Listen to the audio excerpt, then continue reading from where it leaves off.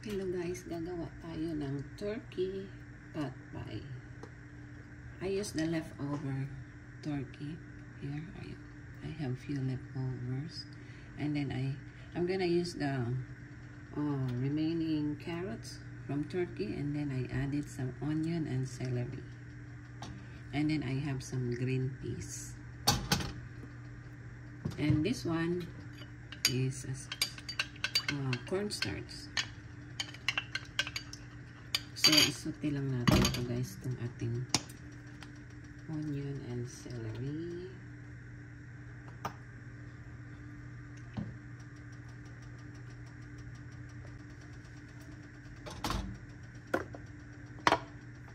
So, we're gonna add the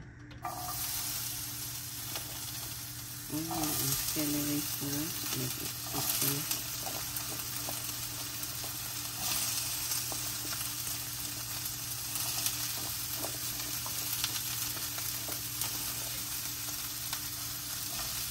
Actually, this is my first time to make pot pie.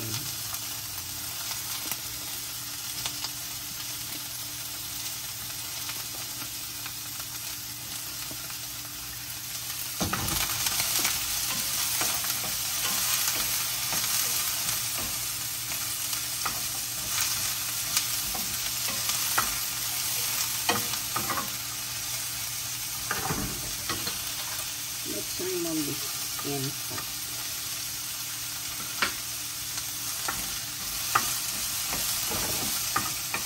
Then we're gonna add some pepper. Huh? I don't need 2 coats. Coat? Coats of blue. Yeah. I'll probably do it again later. Okay. We're doing that. And then we add some salt. Little bit. Sunny today. Huh? It feels like Then we're gonna add chicken broth. I use the chicken broth kasi hindi pa natin nagawa ng ating turkey broth. recycle this one. Beans. Okay. And then let it simmer for a little bit. So now guys, na-simmer na to siya. Lagyan na natin ng cornstarch. Kunti lang muna. We'll see how thick it go. Tapos, i-add na natin yung ating remaining na vegetable, yung ating carrot, saka yung green peas at turkey. I-add natin lahat.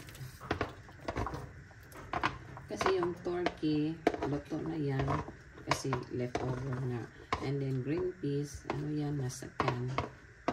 Luto na din yan. And then yung carrots, siyempre, leftover yan sa turkey. So, i-mix lang natin.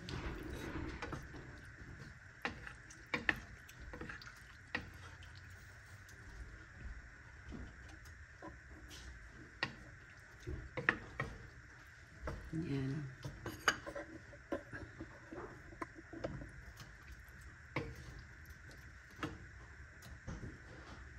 Tapos kung gusto nyo mas thick, lagyan natin ng cornstarch.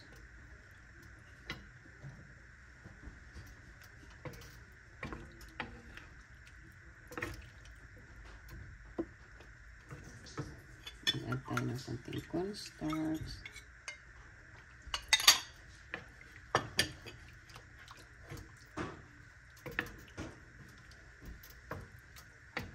And then, i-bake natin to siya mamaya ng 30 to 35 minutes.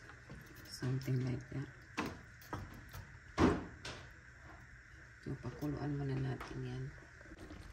So, this is thick enough for me, guys. I'll just add a little bit of more. Yan. And then, mix it. And then we're gonna dump it in our pie crust. Bumili lang ako ng crust na ready na guys.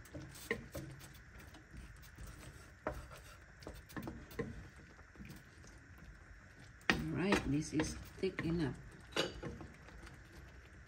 Let's taste it.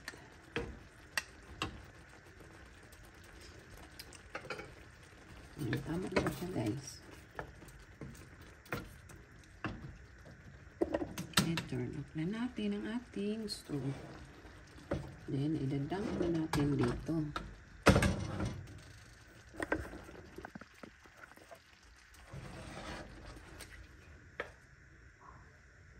Yan guys, idadump niya lang yan.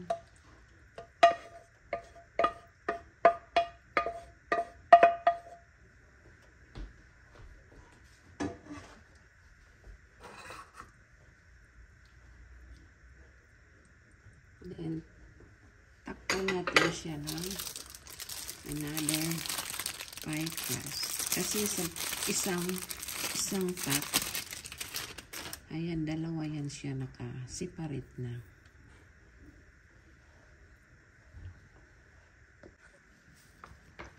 Ito na yung ating turkey na pie, guys. Atin ang takpan, okay? Ito. Takpan lang natin yan.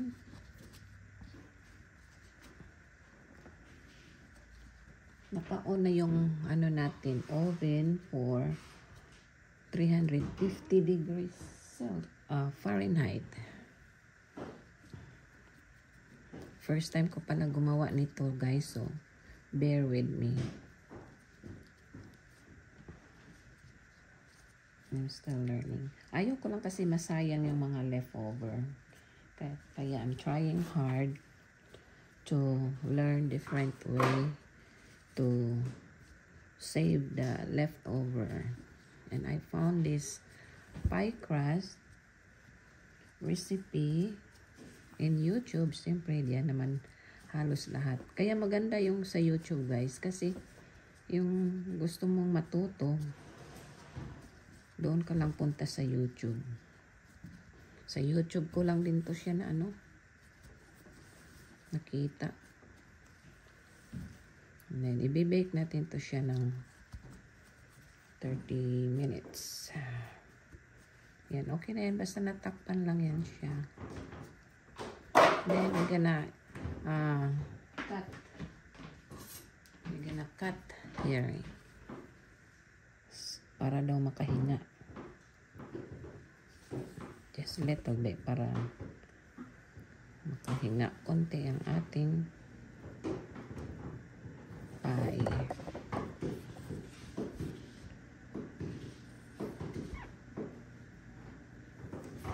Okay, i-check natin to mamaya. Ilagay na natin siya. Ready, guys. So, i-try lang natin to siya. So, binake natin siya ng 35 minutes. Actually, change ko yung temperature to 421 Fahrenheit. So, binake ko lang siya ng 30 minutes. So, try natin yung ating turkey pie.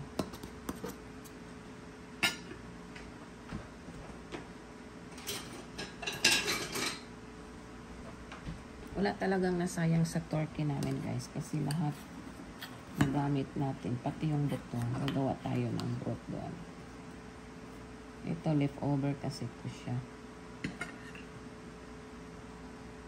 Leftover.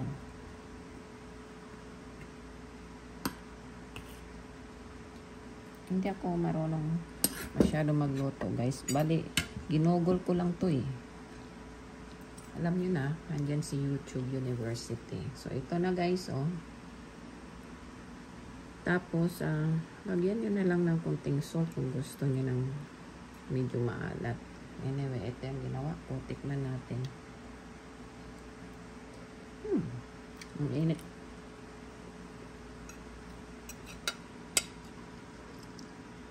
Okay rin pala siya, guys. Masarap. Yung ating turkey pie. I-try nyo, guys. Madali lang pala siyang lutuin. So, next time, pag may mga leftover kayong mga turkey o chicken, gawin nyo lang siyang pie. Bili lang kayo yung pie crust na ready na. Kasi mayroon namang nabibili ganyan sa mga store. Ready na siya. Thank you guys for watching. Ito na pala yung ating turkey pot pie guys na binake natin. So, i-try daw niya. Okay, you wanna try it? Yeah. I bake it for 30 minutes. And I put in 425 Fahrenheit. What you think, husband? Good. Good? Mm-hmm. You like this one? This is, it's like kids food before when you were a kid. That was many years ago, yeah. Really? Your mom used to make like this? Right. Yeah. So now we know now how to make a turkey pot pie. You can use also a chicken, roasted chicken, and whatever left over, you can use as pot pie. Right? Everything we didn't waste the turkey. We used the leftover and the bone we used for broth. Right? Right. Yep. Yay!